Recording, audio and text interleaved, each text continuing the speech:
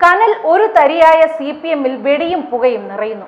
ആകെ കേരളത്തിലുള്ള ആ ഒരു തരി പുകഞ്ഞു തീരുമോ എന്ന ആശങ്കകളാണ് ലോക്സഭാ തെരഞ്ഞെടുപ്പ് വിലയിരുത്തലിനായി ചേർന്ന ജില്ലാ കമ്മിറ്റി യോഗങ്ങളിൽ പ്രതിഫലിക്കുന്നത്.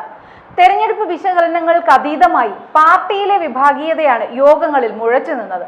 കൂടുതലും പിണറായി വിരുദ്ധ വികാരമായിരുന്നു. ഓരോ ജില്ലകളിലും ഓരോ നേതാക്കളുടെ തണലിലാണ് അംഗങ്ങൾ വിമർശനം ഉന്നയിച്ചിരിക്കുന്നത്. തലസ്ഥാന നഗരത്തിലെ ഒരു മുതലാളിക്ക് മുഖ്യമന്ത്രിയുടെ വീടിന്റെ അടുക്കളയിൽ വരെ സ്വാധീനമുണ്ടെന്നും ജില്ലാ കമ്മിറ്റി യോഗത്തിൽ വിമർശനമുയർന്നു. കരമന ഹരിയാണ് ഈ ആരോപണം ഉയർത്തിയത്.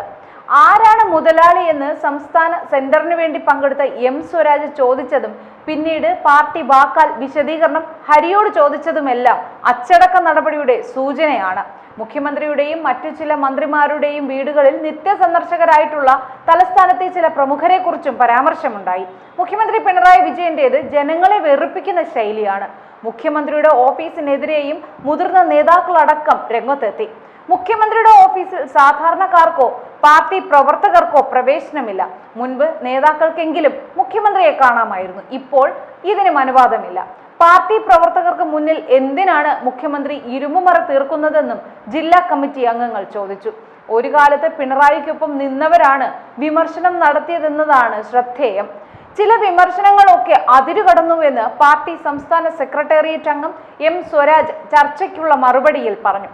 എല്ലാ ജില്ലകളിലും നേതൃത്വത്തിനെതിരെ വലിയ വിമർശനമാണ് ഉയർന്നത്. പക്ഷേ തിരുവനന്തപുരത്ത് വിഭാഗീയതയുടെ സ്വരമാണ് CPM സംസ്ഥാന നേതൃത്വം കാണുന്നത്. പാർട്ടി കേന്ദ്ര കമ്മിറ്റി അംഗം കൂടിയായ EP ജയരാജനെതിരെ ജില്ലാ കമ്മിറ്റിയിലെ ചർച്ചയിൽ നേതാക്കൾ ആഞ്ഞടിച്ചു.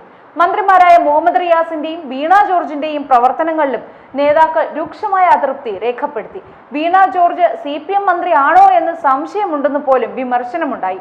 മന്ത്രിയുടെ പ്രൈവറ്റ് സെക്രട്ടറിക്കെതിരെയും നേതാക്കൾ രംഗത്തെത്തി. സ്മാർട്ട് സിറ്റി റോഡുകളുടെ പണി വൈകിയത് സംബന്ധിച്ച് കടകംപള്ളി സുരേന്ദ്രനെതിരെ മന്ത്രി മുഹമ്മദ് റിയാസ് നടത്തിയ പരാമർശത്തിലും അതൃപ്തി രേഖപ്പെടുത്തി. വികസന പ്രവർത്തനങ്ങളിലെ പ്രശ്നങ്ങൾ നേതാക്കൾ ചൂണ്ടിക്കാണിച്ചാൽ കരാറുകാരുടെ ബിനാമി എന്ന തരത്തിൽ മന്ത്രി ആരോപണം ഉന്നയിക്കുന്നത് ശരിയാണോ എന്നും ചോദ്യമുയർന്നു. ഇത് ജനപ്രതിനിധികളെയും നേതാക്കളെയും കരിനിഴലിൽ നിർത്താൻ ഇടയാക്കിയെന്നും നേതാക്കൾ ചൂണ്ടിക്കാട്ടി.